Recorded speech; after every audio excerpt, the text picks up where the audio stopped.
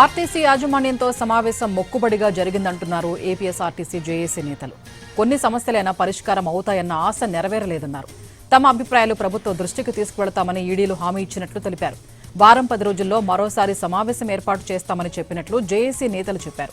APSRTC బస్సులు private పరం చేయొద్దని కోరామన్నారు కార్మిక నేతలు.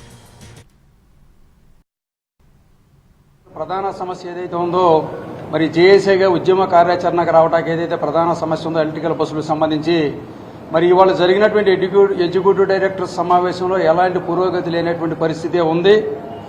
ఏదైతే ప్రభుత్వ నిర్ణయం ఏదైతే ఉందో మరి ఆ నిర్ణయాన్ని వారు పునరుద్ధరించడం జరిగింది తప్ప మరి కొత్తగా అక్కడి నుంచి వచ్చినటువంటి హామీ అయితే ఏ విధమైన లేదు. మేమైతే స్పష్టంగా చెప్పడం జరిగింది. అందులో ఉన్నటువంటి ఇబ్బందులు పరిస్థితులు ప్రభుత్వం దృష్టికి ఏ అంశాలు తీసుకెళ్లాల్సినటువంటి ప్రధానమైనటువంటి అంశాలు ఇందులో ముందు ఎలక్ట్రికల్ బస్సులకు సంబంధించి ఏదైతే ఇబ్బంది ఉందో ఇవాళ మాకంటే ప్రజలకి ప్రభుత్వానికి ఏదైతే ఇబ్బంది ఉందో దాన్ని స్పష్టంగా వివరించడం జరిగింది. అందులో ప్రధానంగా అనేక రాష్ట్రాల్లో ఏపీఎస్ఆర్టీసీలే ప్రభుత్వాలే విద్యుత్ బస్సులు కొని ఆపరేట్ చేసేటువంటి పరిస్థితులు, విద్యుత్ బస్సులు సిట్టింగ్ వల్ల మరి ఎక్కువ బస్సులు రీప్లేస్మెంట్ కానటువంటి పరిస్థితుల్లో ఉన్నటువంటి ఇబ్బందులు, ప్రజలకు సరైన రవాణాకు ఉపయోగపడినటువంటి పరిస్థితులు, స్త్రీశక్తి అమలు తర్వాత ప్రతిరోజు 10 లక్షల మంది ప్రయాణికులు పెరిగిన ప్రయాణికులకి దానికి తగ్గట్టుగా ఏదైతే రవాణా సౌకర్యం ఇప్పటికే ఇబ్బంది పడుతున్నారో వీటి వల్ల ఇంకా ఇబ్బందులు పడేటువంటి పరిణామాలు కానీ నిన్నగాక మొన్న తెలంగాణలో జరిగినటువంటి విద్యుత్ బస్సుల వల్ల వచ్చేటువంటి ప్రమాదాల తాలూకా పరిస్థితులన్నింటినీ కూడా ఇవాళ స్పష్టంగా వివరిస్తూ